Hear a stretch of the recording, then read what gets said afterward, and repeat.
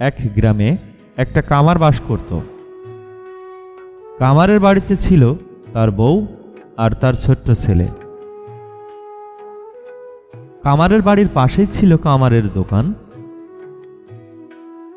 কামার সারাদিন কাজ করে আর কামারের ছেলে পাশে বসে থাকে। কামার সারাদিন কাজ করে আর নানান গল্প বলে। কামারের ছেলে খেলা করার চেয়ে কামারের মুখের গল্প শুনতে পছন্দ করে।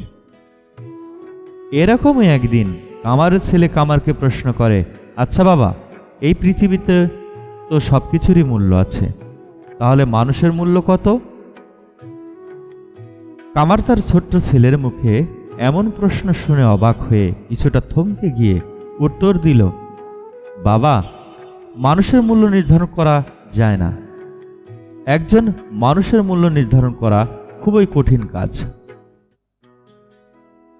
ছোট্ট ছেলেটি আবার বলে উঠল, পৃথিবীতে তো অনেক রকম মানুষ আছে, তাহলে কারো মূল্য কি তাহলে নির্ধারণ করা যায় না?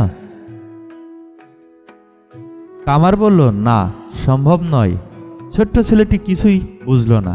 সে আবার বলে উঠল, মানুষের যদি মূল্যই না থাকে, তাহলে এই পৃথিবীতে কেন কেউ ধনী, কেউ গরিব? কেন কেউ বেশি সম্মান পায়, আবার কেন কম সম্মান পায়? কামার ভাবল, ছেলেকে বলে বোঝানো যাবে না, তাই তাকে উদাহরণ দিয়ে বোঝাতে হবে। কামার বলল তার ছেলেকে, ওই যে কোনায় যে লোহার রড পড়ে আছে, সেটা নিয়ে এসো। ছোট্ট ছেলেটি রডটা নিয়ে আসতেই কামার বলল, বলো তো এই রডটির দাম কত হতে পারে? ছেলে বলল, আজ সকালে তো তুমি এটাকে 100 টাকায় বিক্রি করেছ। এটার দাম 100 টাকা। কামার বলল, আমি যদি এই রড থেকে 5টা কাঁচি বানিয়ে বিক্রি করি, তাহলে এর থেকে আমি কত টাকা পাবো? ছেলে বলল, একটা কাঁচির দাম যদি 100 টাকা হয়, তাহলে 500 টাকা হবে। কামার বলল, এবার যদি রডটা দিয়ে আমি নানান মেশিনারি ক্ষুদ্র ক্ষুদ্র জিনিস বানিয়ে বিক্রি করি, তাহলে কত টাকা পাবো?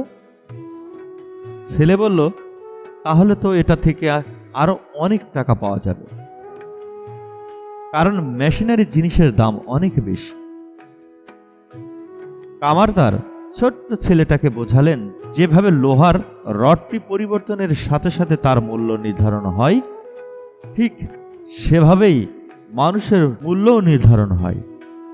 একজন মানুষ বর্তমান কি অবস্থায় আছেন এবং ভবিষ্যতে তিনি নিজেকে কোন জায়গায় তুলবেন, তার উপর সেই মানুষের মূল্য নির্ধারিত হয়। তখন কামারের ছেলে বলে উঠল, তার মানে কোনো মানুষের মূল্য কেমন হবে তা নির্ধারণ করবে সে নিজেই। তাই মানুষ ভেদে গরিব ধনী দেখা যায়। কামার বলল, এই তো বেশ ভালোই বুঝেছি। একজন মানুষ বর্তমানে কি অবস্থায় আছে এবং ভবিষ্যতে সে নিজেকে কোন জায়গায় তুলবেন তা নির্ভর করে তার নিজের উপর। সবাইকে অসংখ্য ধন্যবাদ পুরো ভিডিও দেখার জন্য। যদি এই ভিডিওটা ফেসবুক থেকে দেখেন তাহলে পেজটাকে ফলো করবেন, আর ইউটিউব চ্যানেল থেকে দেখলে চ্যানেলটা সাবস্ক্রাইব করবেন। আসসালামু আলাইকুম।